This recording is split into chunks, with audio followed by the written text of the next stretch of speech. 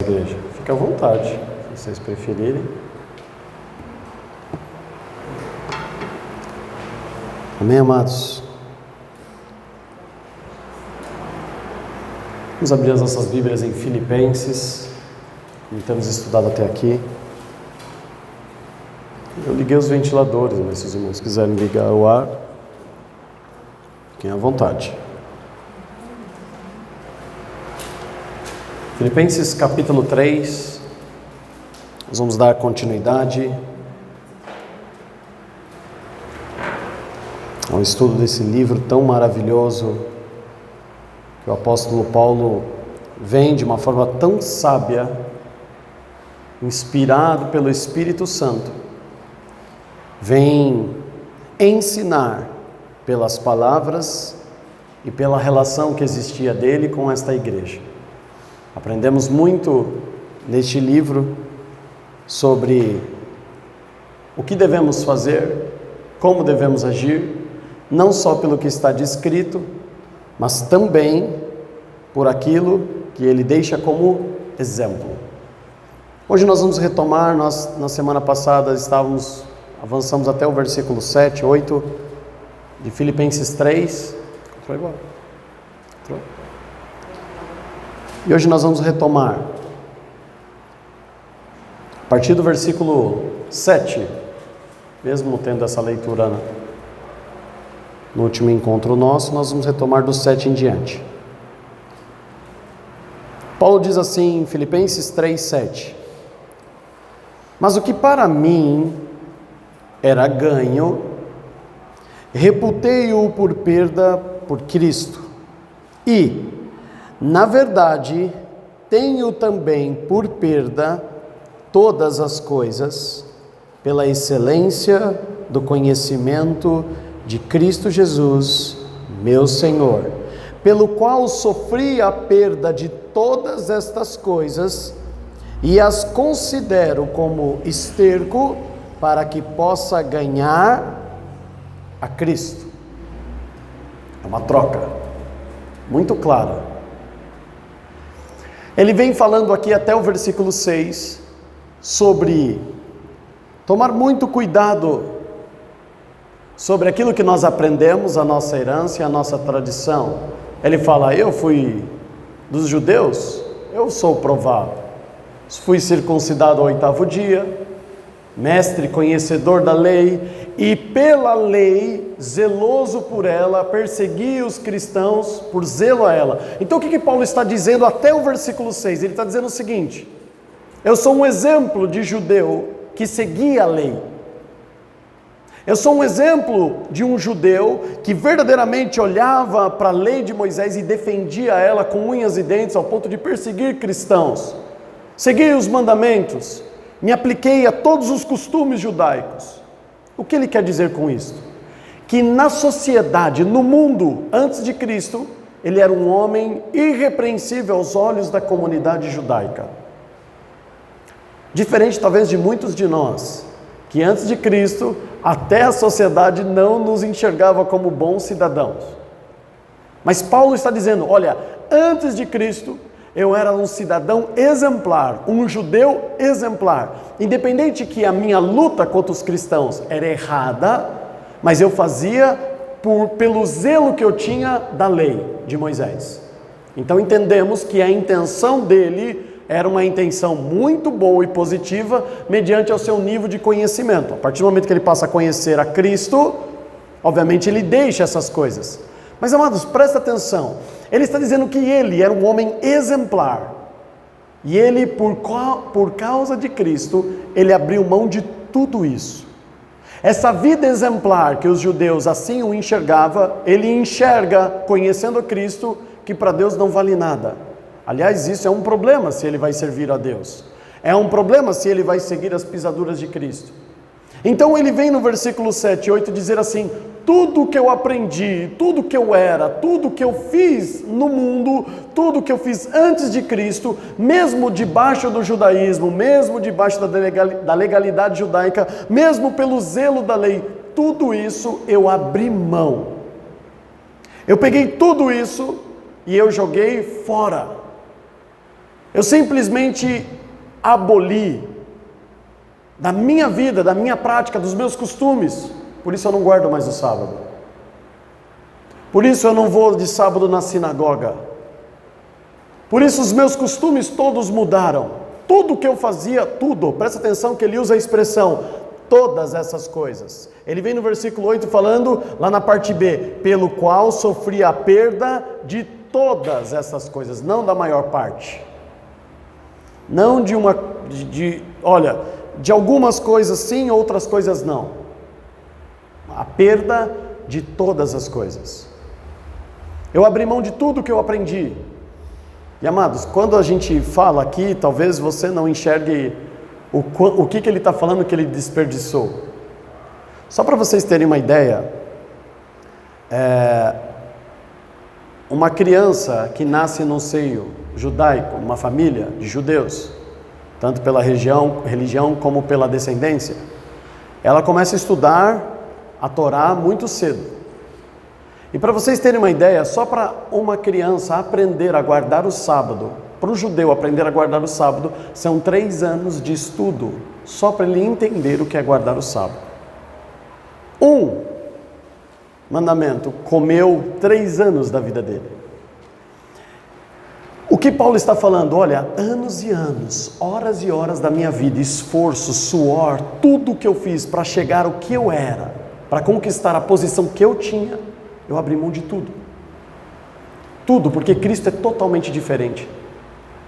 É totalmente diferente. A graça não se pode comparar à lei. Muitas pessoas querem comparar, não pode ser comparado. São coisas muito mais. A lei simplesmente ela foi abolida, porque se você vive pela graça, você está muito além da lei.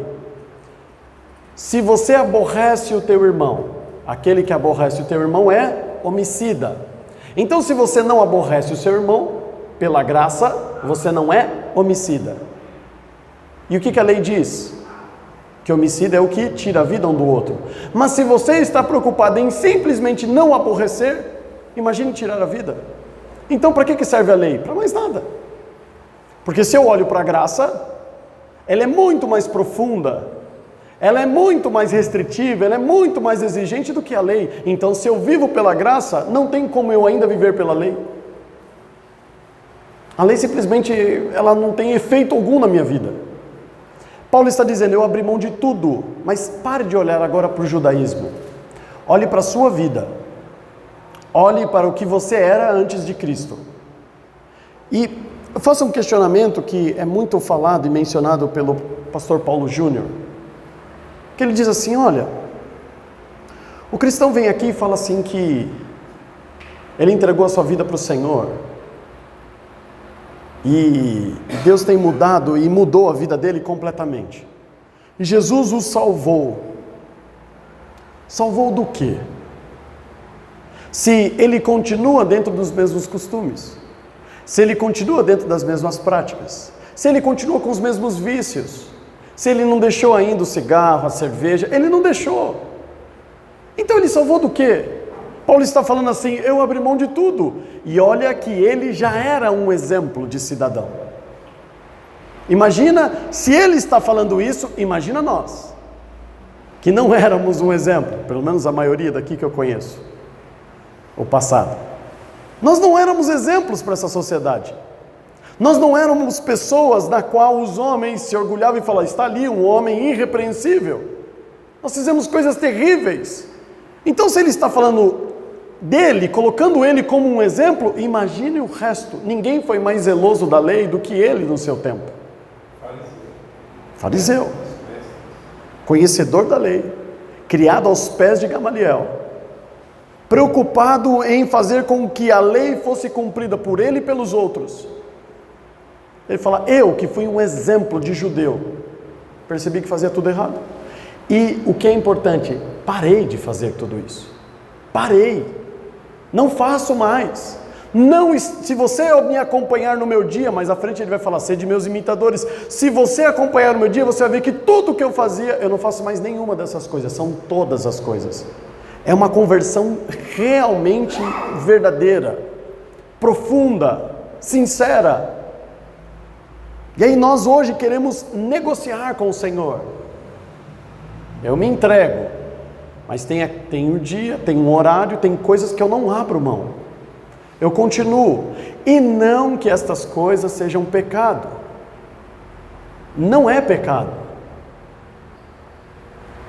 A Bíblia nos ensina em Hebreus capítulo 12 que existe o pecado, sim, mas existe uma coisa que não é o pecado e é tão problemático quanto, que é o embaraço. E é isso que o cristão não enxerga, ele fica preocupado com o pecado, com as obras da carne, com a prostituição, com a lascívia, ele fica olhando para isso, mas a Bíblia diz, cuidado com o embaraço. Vou dar um exemplo bem simples, e antes de falar eu vou preparar os irmãos, e depois que eu falar eu vou terminar para que não esqueça. Não é pecado, é embaraço. Eu até hoje não conheci ninguém que arrumou um trabalho no shopping e que estava servindo a Deus e que continuou servindo a Deus, como servia antes. E eu assumo toda a responsabilidade que eu estou falando. Eu estou falando, é um embaraço trabalhar no shopping, não é pecado. Porque nos dias, nos momentos em que a igreja está se reunindo, nos momentos em que a maioria das pessoas estão disponíveis para estar se confraternizando, se socializando, visitando, tomando um café, a igreja está se reunindo, os trabalhos da igreja estão acontecendo, o que você está fazendo? Trabalhando. E é um trabalho tão cansativo, 10, 12 horas de pé. Quando você chega na sua casa, a única coisa que você quer fazer é comer, tomar banho e dormir. É um embaraço, não é pecado. Todo mundo que trabalha no shopping é pecador. Não é isso. Mas tome cuidado, porque a Bíblia fala do pecado, mas fala também do embaraço. E aí o crente não entende que ainda continuar com certos hábitos e costumes e fechar os olhos para muitas das coisas que nós fazíamos outrora no mundo. Mas isso daqui não está na Bíblia e não é pecado. E realmente não está. Mas e o embaraço? O embaraço é aquilo que vai te prendendo, que vai te acorrentando e vai te sufocando. Quando você perceber, eu preciso sair daqui, você não consegue mais sair.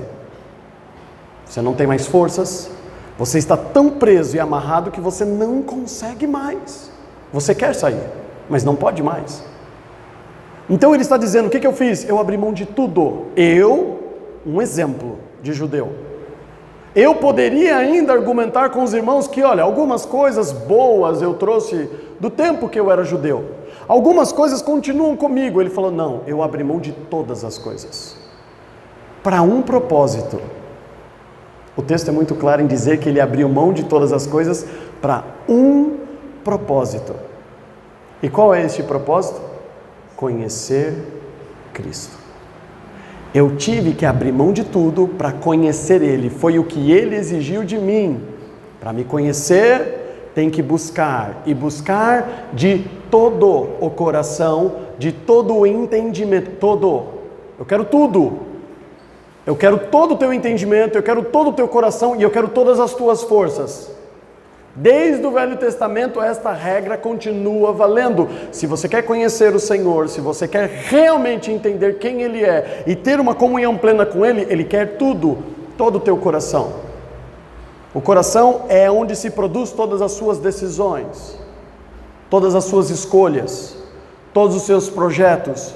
Tudo que você almeja ter, ser e conquistar, tudo isso é produzido no coração. Quando ele fala, eu quero o teu coração, ele está dizendo, eu quero tudo que você sonha, você vai guardar comigo, está comigo.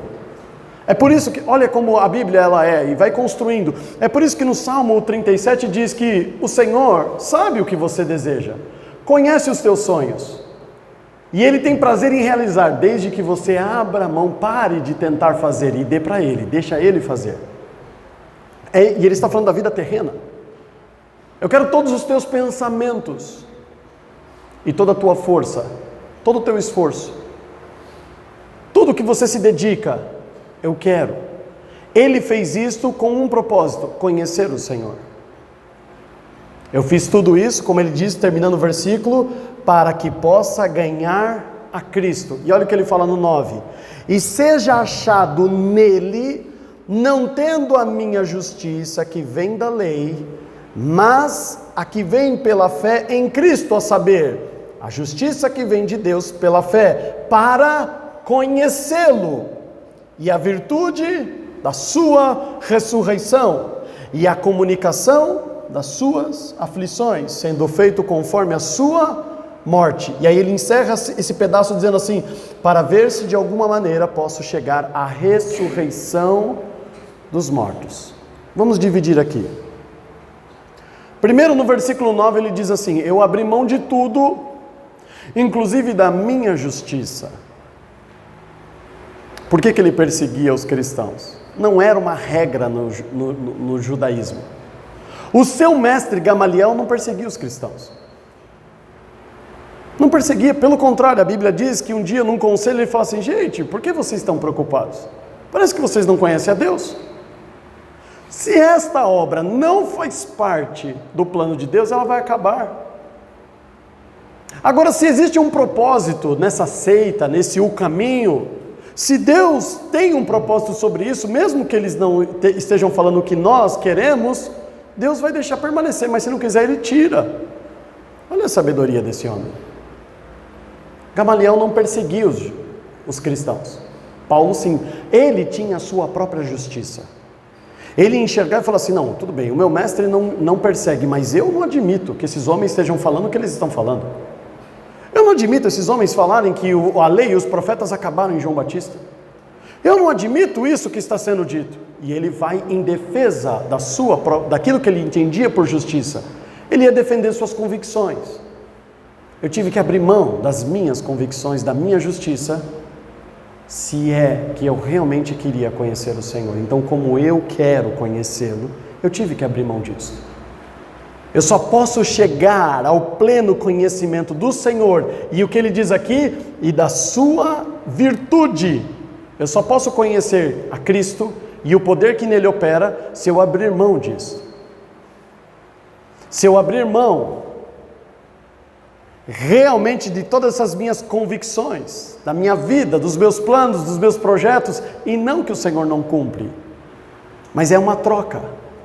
Só que o que mais, amados, me chama a atenção aqui, é que Paulo, ele se coloca de uma maneira, quando se trata da salvação, de uma maneira diferente daquilo que nós, como Igreja do Senhor, pregamos. De uma maneira diferente de como muitas vezes os pastores, os líderes das igrejas do Brasil e no mundo ensinam.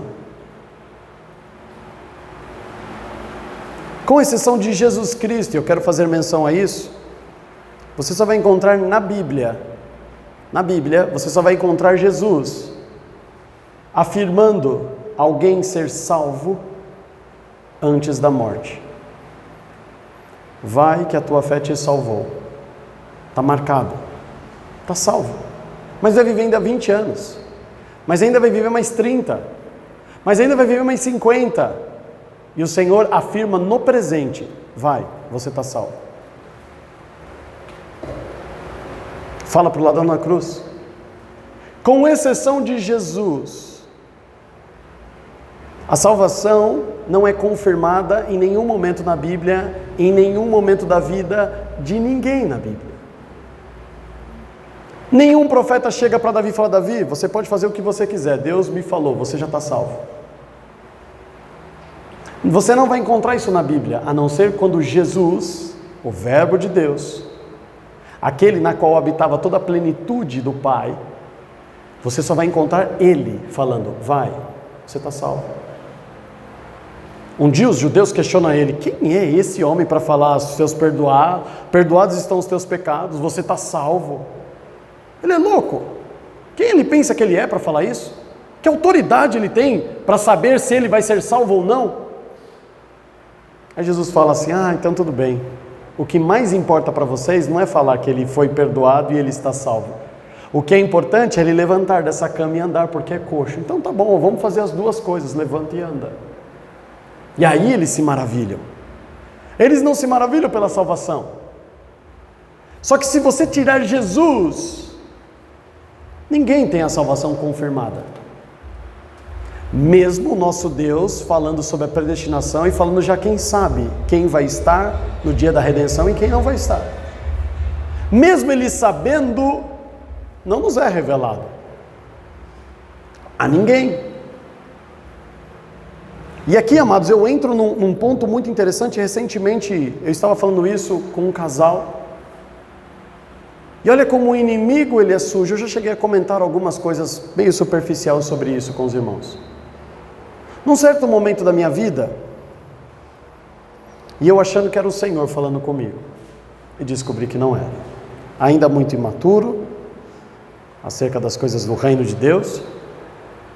Não que hoje eu haja alcançado uma postura de excelência, mas mais maduro do que era naquele momento. E eu ouvi a seguinte colocação. Presta atenção. Quando você tinha 5 anos, você sofreu um acidente. Estava à beira da morte. Se você morresse naquele dia, o que iria acontecer com você? Segundo as Escrituras, eu estaria com o Pai. Ok. Aí o que Deus fez? O Senhor interviu e te salvou. E com isto, Ele alcançou a sua família. Verdade. Agora, se você morre conhecendo o que você conhece de Deus, se você morre, Deus não permite você sobreviver, você morre. Você acha que Deus tem poder de alguma outra maneira, em alguma outra circunstância, em algum outro momento, Ele alcançar a sua família mesmo você morrendo? Sim, Ele pode criar uma outra situação e até mesmo nessa situação alcançá-los. Então cheguei à conclusão que eu, Diogo, sou uma alma garantida. É isso que eu ouvi.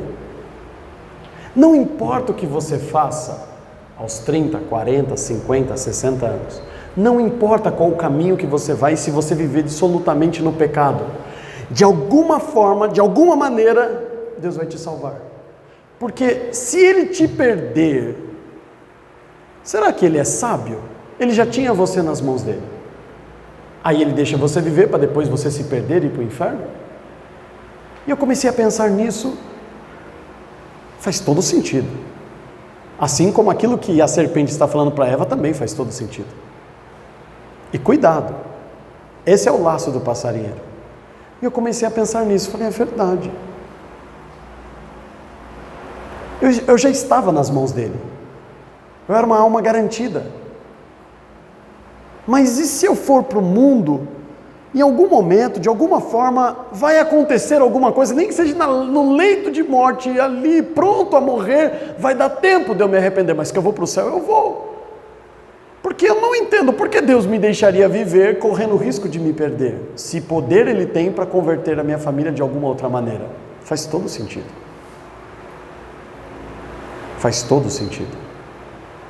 Mas quando você começa a estudar, inclusive o texto que nós vamos ler hoje, não é assim que funciona. Isso é um engano, isso é uma mentira. Pode parecer fazer todo sentido do mundo para você, mas isto não é um critério para se entrar no reino de Deus. Não é. Não é. Olha o que ele diz agora. 12. Vamos só voltar no 11 de novo, que é a primeira conclusão, mas agora ele vai fazer o gancho para esse assunto. Ele fala assim, para ver se de alguma maneira posso chegar à ressurreição dos mortos. Não que já a tenha alcançado, ou que seja perfeito, mas prossigo para alcançar aquilo para o que fui também preso por Cristo Jesus. O que Paulo está falando aqui? A mesma coisa que eu acabei de testemunhar. Jesus me chamou pessoalmente. Ele me encontrou no caminho de Damasco. Eu sei que eu ainda tenho muito a aprender e construir na minha relação com Ele e na sua obra. Agora presta atenção, se Ele foi lá pessoalmente falar comigo, me separar para essa obra, dá todos os indícios que eu sou um predestinado. Eu já sou salvo. Está tranquilo. Não importa o que eu faça, está tudo tranquilo. Tá? Eu já estou salvo. E mesmo que eu vá para o mundo, de algum jeito, de alguma maneira, ele vai me fisgar e vai me trazer de volta. Mas o texto que ele está escrevendo aqui, ele fala assim: eu não vivo tendo a certeza que eu já alcancei a salvação. Mas o que eu estou fazendo é trabalhando todos os dias. E no versículo 11 ele fala assim, para ver se de alguma maneira, quando Cristo voltar, eu também ressuscite. Eu também seja elevado à presença dele. Eu luto, eu me esforço, eu abro mão de tudo, eu vivo para ele, para conhecê-lo, eu luto cotidianamente para ver se lá no fim eu seja contado com os salvos.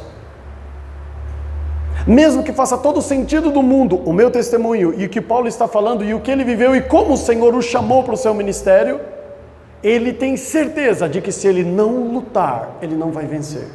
Ele não vai receber a coroa. Ele não vai alcançar o prêmio da soberana vocação. É necessário esforço.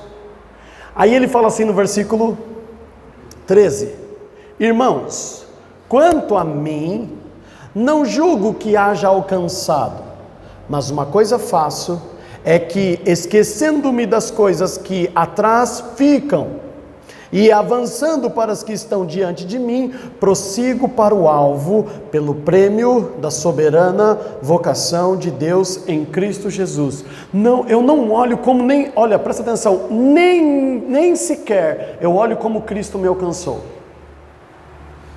Porque se eu ficar pensando a forma como Ele me alcançou, o que Ele fez, o caminho de Damasco, enviou o diácono para orar por mim, como tudo aconteceu. Se eu ficar aqui na minha cabeça pensando aquilo que o Senhor falou àquele homem, vai lá na rua, vai lá na casa, tem um vaso para mim que é preciosíssimo, e eu levantei ele para pregar aos gentios. Paulo escutou tudo isso. Olha, Deus me mandou falar para você que você foi levantado para isso. Tudo isso corrobora para ele pensar o quê? Já estou salvo, sou especial, já alcancei a redenção.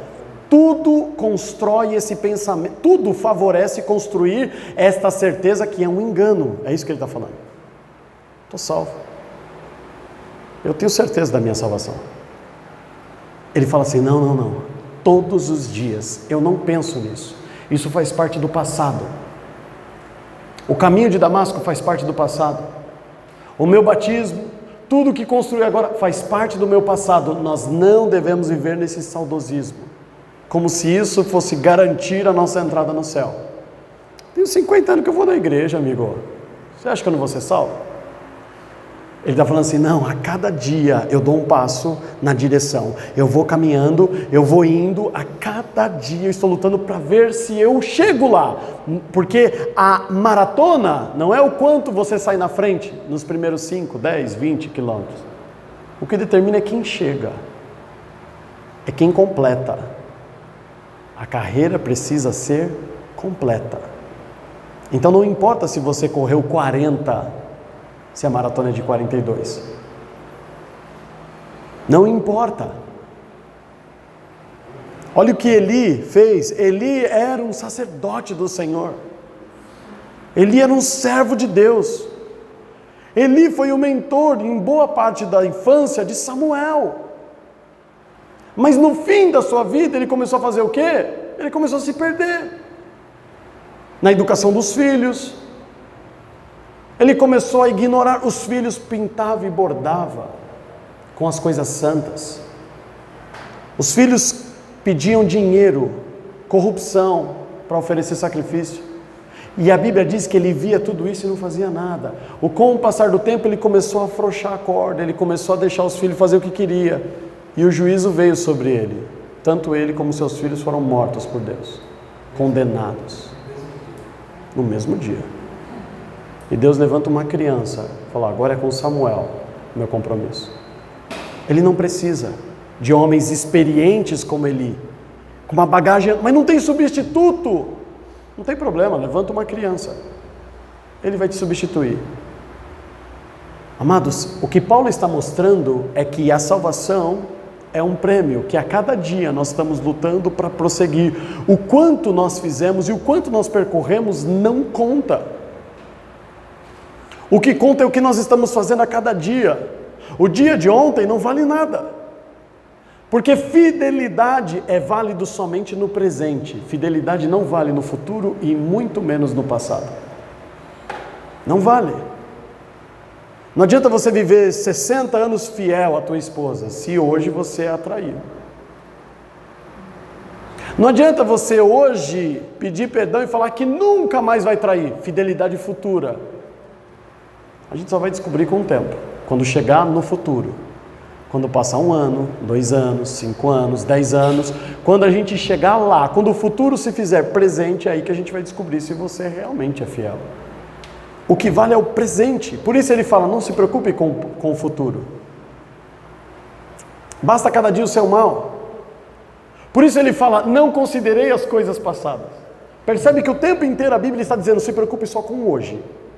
Se preocupe só com o dia 4/4 de 2019. É só isso que você tem que se preocupar. O dia 3 não vale mais nada. O dia 5 também pouco importa. É hoje. E aí se você colocar a cabeça sobre o travesseiro e vencer hoje, glória a Deus. Amanhã você vai acordar. O dia 4 não vale mais nada. O que vale é amanhã.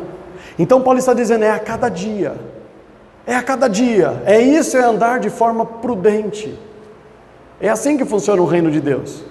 Não é por mérito, não é o que fez no passado, não é, mas o Senhor não te alcançou, Diogo, mas você tinha 5 anos e você estava na mão do Senhor, você acha que Deus ia te perder? Tudo isso não vale nada, tudo isso é arma, é ferramenta do diabo para nos persuadir a comer do fruto. E vai fazer todo sentido, mas a regra é essa, é prosseguir para o alvo constantemente. Seguimos. 15. Pelo que todos quantos já fomos perfeitos, sintamos isso mesmo. E se sentis alguma coisa de outra maneira, também Deus vô-la revelará. Então ele fala assim, olha, se vocês já são perfeitos, eu estou buscando. Então compartilhe comigo, para que nós venhamos a sentir a mesma coisa. Lembra que ele construiu o livro até aqui falando sobre essa comunhão entre eles. 16. Mas, naquilo que já chegamos, andemos segundo a mesma regra e sintamos o mesmo. Você já alcançou, eu não alcancei. Ok. Me ajude a chegar no mesmo patamar, no mesmo degrau. Mas aquilo que nós já estamos fazendo em comum acordo, vamos manter. Não vamos perder. Vamos continuar vigilantes para não perder aquilo que já aprendemos a viver e deixamos do mundo. Se a mentira não faz mais parte do seu vocabulário, você lutou, você se esforçou, você se examinou, você se policiou o tempo todo, vigiava o tempo todo, para não ser enganado pela mentira como outrora fazia no mundo, e agora você deixou a mentira. Por favor, né? Não vai voltar a mentir. Você lutou tanto para tirar esse costume, agora vai voltar a fazer? Não cometa esse erro. É isso que ele está dizendo. Agora olha o 17 em diante. Sede também meus imitadores, irmãos, e tende cuidado segundo o exemplo que tendes em nós, para que assim andam. Lembra, para aqueles que participaram, os que não eu vou recomendar, relembrar. O capítulo 1 e o capítulo 2 desta carta, ela é intensamente escrita dizendo sobre exemplo, ser uma referência, ser um exemplo, a ser seguido pela igreja e pelo mundo. Não é porque o mundo inteiro faz errado que você vai fazer também, com esse pretexto. Ah, mas todo mundo, a gente começou o culto 8 horas. Desde a hora que a gente começou o culto, todo mundo que está aqui chegou antes das 8. Começou 8 horas. Pronto. Por que chegou 8:10? Outro dia o Diogo chegou 8:10. Outro dia o pastor Paulo chegou 8h10. Outro dia o Digão chegou 8h10. Ele está falando assim, você tem que olhar para quem? Achando que isso ainda cola, que isso funciona. Você tem que ser um exemplo, mesmo que o mundo não seja. Então ele está dizendo assim, tá, se vocês estão com dificuldade de enxergar isso, olha para mim. Olha para mim. Me imita. Nós não temos mais a Cristo aqui presente como os discípulos tinham. Ele era a referência. Mas olhe para mim. Eu sou um exemplo. Eu estou todos os dias, eu estou fazendo isso, eu estou orando, eu estou jejuando por vocês, eu estou em comunhão com o Senhor. Então olha para mim. Percebe como é importante, amados, como este livro, ele mostra a importância de nós sermos um exemplo. Mesmo que o mundo não seja. Ah, mas eu combinei com a minha esposa, eu combinei com o meu marido, e ele não faz a parte dele. Faz você a sua. Você precisa ser o exemplo. E a motivação para ser um exemplo não é o mundo fazer, e aí você também faz. A motivação para você ser um exemplo é porque você sabe que isto é correto, não porque os outros fazem. Então você vai chegar antes da hora. Vou dar um exemplo aqui aos irmãos, e sirva para todos que estão aqui hoje. Nós não temos sido um exemplo aqui nos nossos cultos de domingo. Não sei se quem percebeu domingo agora. Amados, chega e fica conversando. E não é da palavra. Eu não tenho leitura labial, mas eu não tenho nada da palavra. O culto está aqui, pastor Paulo. Graças a Deus, irmãos. E o povo conversando. Quando começa no horário? Conversando. Às vezes a conversa está mais alta que o louvor, que a ministração. E aí todo mundo começa a olhar para o lado. Ah, mas todo mundo chega atrasado, por que eu não posso? Não, amados, ele está dizendo, eu sou um exemplo, olha para mim. Você precisa ser um exemplo. Olha para quem é exemplo e faça você também ser um exemplo. Não justifique-se por quem não é. E ele está falando sobre tudo no mundo. Ah, mas a gente está num tempo difícil, olha aquele pastor, você viu o que aconteceu naquela igreja? Olha isso. Ele está falando assim, olha para mim. Você quer olhar para o mundo? Olha para o mundo. Seja exemplo no mundo, ok?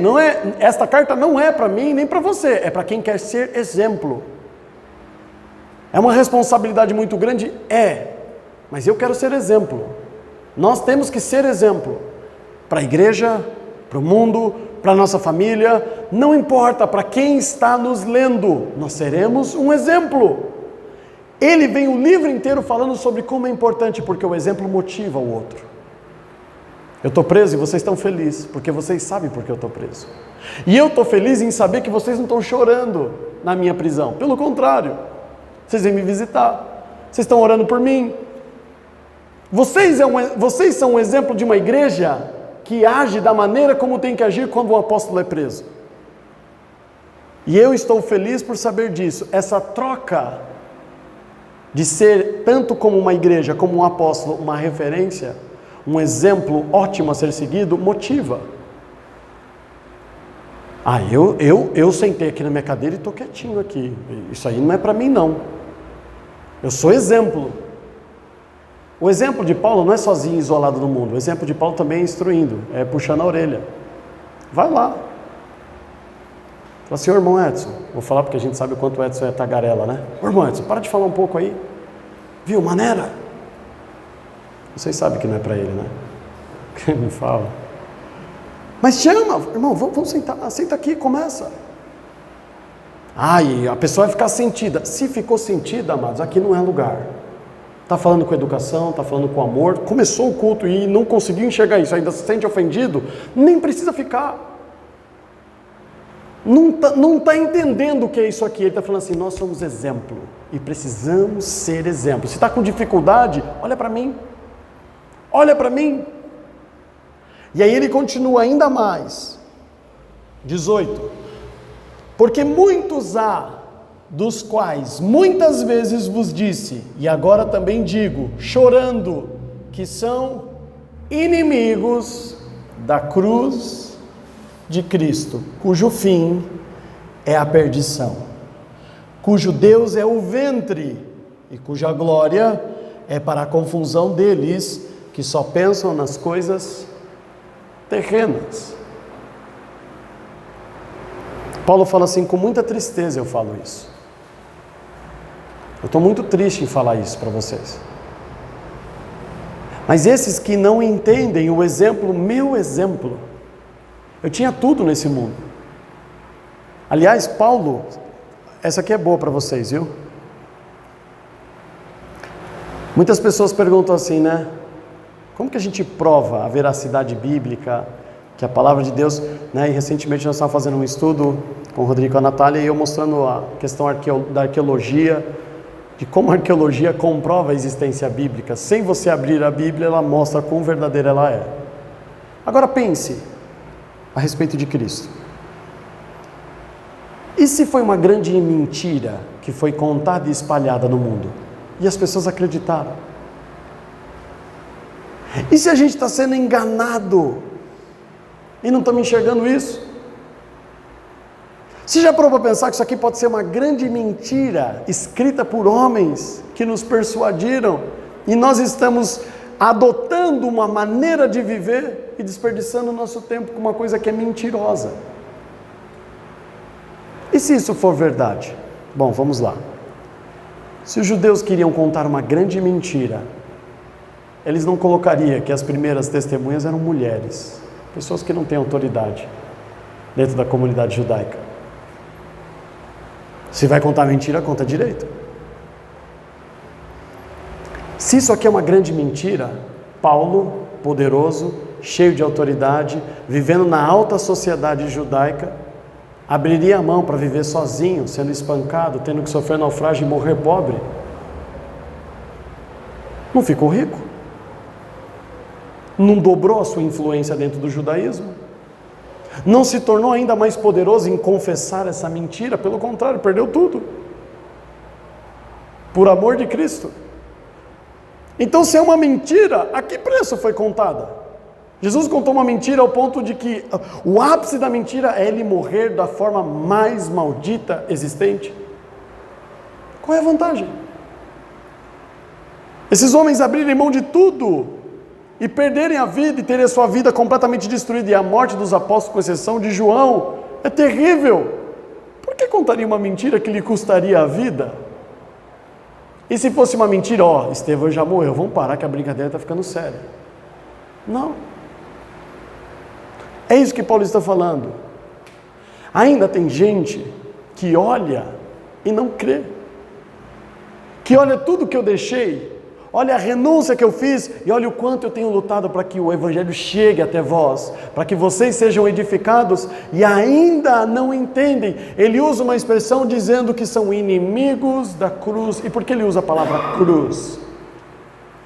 Porque ele está falando sobre renúncia. Acham que você não precisa renunciar a alguma coisa para servir ao Senhor, que você pode continuar vivendo do jeito que você era antes. Vem para a igreja, mas você não precisa deixar os costumes, os vícios. Isso é religiosidade. Tem nada a ver isso aí. Tem nada a ver. Jesus nunca pediu para ninguém parar de beber. Jesus nunca pediu para fazer... Não, mas... Olha, isso é fato. Ele aceitou todos como eram. Mas ninguém permaneceu como encontrou ele. Todos foram transformados por completo, na maneira de falar, na maneira de se comportar, de se portar, de se vestir, de andar no meio da sociedade, de pensar e pagar com a sua vida se fosse necessário. Ele está falando, são inimigos da cruz por quê? Porque eles olham a cruz, amam Jesus, seus conselhos. René falando, não, o que Cristo fala eu gosto demais, é maravilhoso. Gosta de ouvir Jesus, mas a cruz, não. Pagar preço? Não. Esforço? Não. Deixar os meus costumes? Não. Deixar os meus vícios? Não. Isso não. Ouvir aqui é gostoso, ouvir, ai que delícia, uma palavra gostosa, olha que é verdade, né? Vou refletir sobre essa parábola, olha que coisa gostosa. A cruz, não quero saber. Isso aí não. Amados, vocês acham que no nosso meio não tem gente assim? Tem. Ele fala assim, ainda não entenderam. Eu podia estar em casa agora, amados, com as pernas pro ar, assistindo filme. A gente deixa a nossa casa, e eu sei que todos vocês têm coisa para fazer.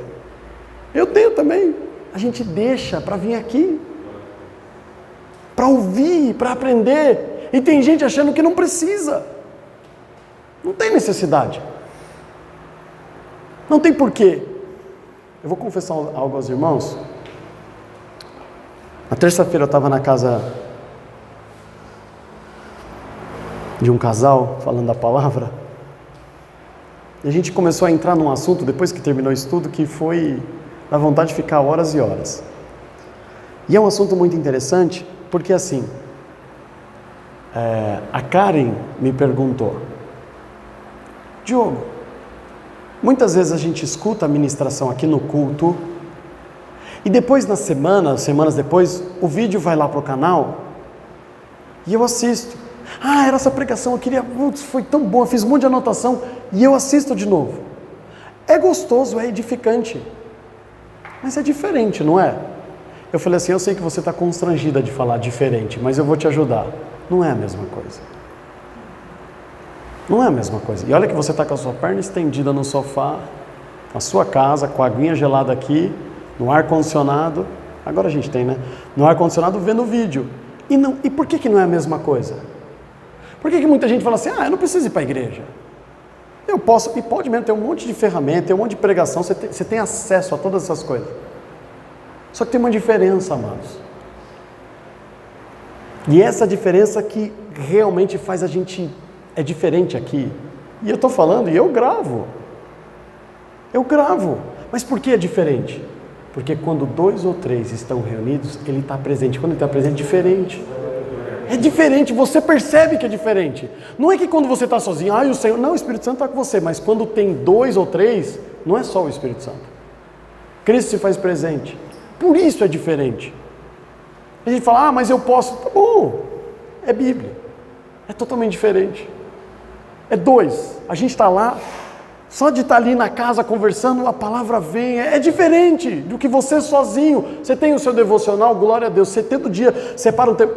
Mas quando você está 2 ou 3, é diferente, amados. É a presença dele.